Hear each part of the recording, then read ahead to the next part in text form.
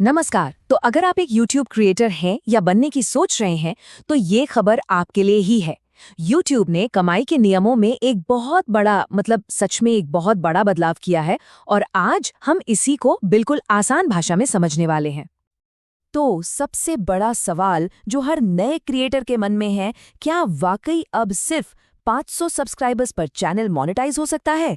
क्या ये सच है? चलिए इसका जवाब जानते हैं। और जवाब है जी हाँ, बिल्कुल। ये कोई मजाक नहीं है।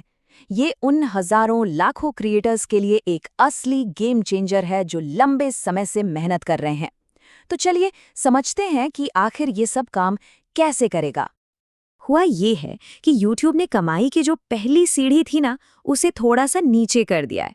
मतलब अब अपनी पहली कमाई के लिए उतना लंबा इंतजार नहीं करना पड़ेगा।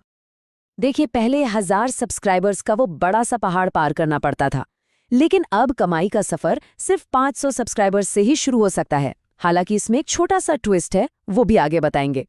और सबसे बड़ी खुशखबरी जानते क्या है?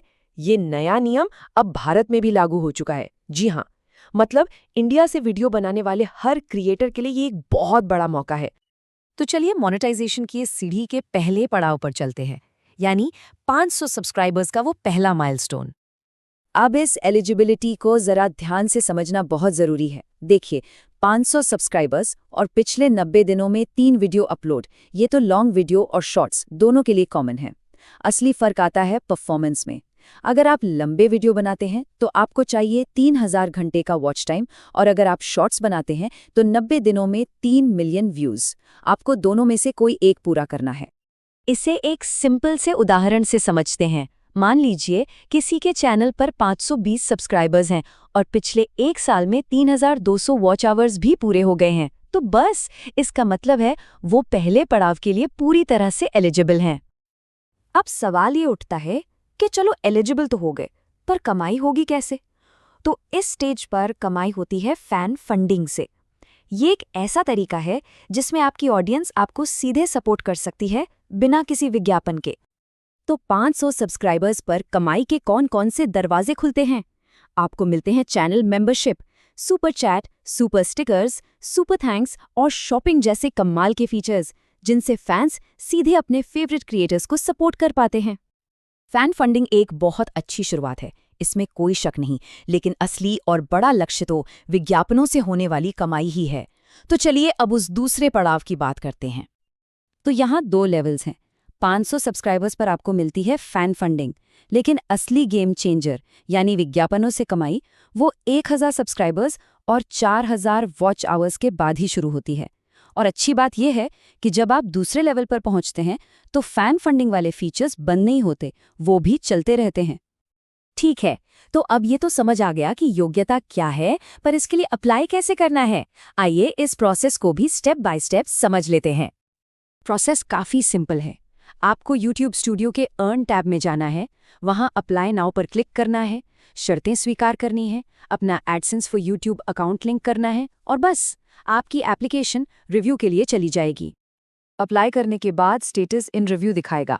और हाँ, थोड़ा सब्र रखना होगा। आमतौर पर इस पूरी प्रक्रिया में लगभग 1 महीने का समय लग जाता है। चलिए अब कुछ ऐसी ज़रूरी बातें जानते हैं जिनका एप्लीकेशन भेजने के बाद खास ध्यान रखना है। ये बहुत इंपॉर्टेंट है। YouTube की टीम रिव्यू में क्या देखती है? वो ये पक्का करते हैं कि आपका कंटेंट ओरिजिनल हो, कहीं से कॉपी या रीयूज ना किया गया हो और आप सभी मोनेटाइजेशन पॉलिसीज का पालन कर रहे हों। और अगर एप्लीकेशन रिजेक्ट हो जाए तो हिम्मत नहीं हारनी है। पहली बार रिजेक्ट होने के बाद आपको 30 दिन और दूसरी बार के बाद 90 दिन का समय मिलता है, ताकि आप ज़रूरी सुधार करके दोबारा अप्लाई कर सकें। सबसे ज़रूरी बात यही है कि इस इंतज़ार के समय में अपने कंटेंट को बेहतर बनाना है और जो भी पॉलिसी की गलतियां हैं उन्हें ठीक करना है, तभी दोबारा अप्लाई करने का फ़ायदा है। अब एक ऐसा नियम जानते हैं जो बहुत बहुत ज़रूरी है। ये नंबर याद रखना है, 6 महीने। क्यों? क्योंकि अगर 6 महीने तक आपके चैनल पर कोई भी एक्टिविटी नहीं हुई, ना कोई वीडियो ना कोई कम्युनिटी पोस्ट, तो YouTube आपका मोनेटाइजेशन बंद कर सकता है। इसलिए लगातार एक्टिव रहना बहुत ज़रूरी है। तो इस पूरी बातचीत का निचोड़ बस एक लाइन में ये है, 500 सब्सक्राइबर्स पर कमाई का दरवाज़ा खुल ज़रूर जाता है, लेकिन विज्ञापनों से होने वाली वो बड़ी कमाई का रास्ता 1000 सब्सक्राइबर्स के बाद ही शुरू होता है। ये नए क्रिएटर्स के लिए एक सुनहरा मौका है, इसमें कोई दो राय नहीं है। अब देखना ये है कि इस नई पॉलिसी का फायदा उठाकर कौन सबसे पहले अपनी कमाई की शुरुआत करता है।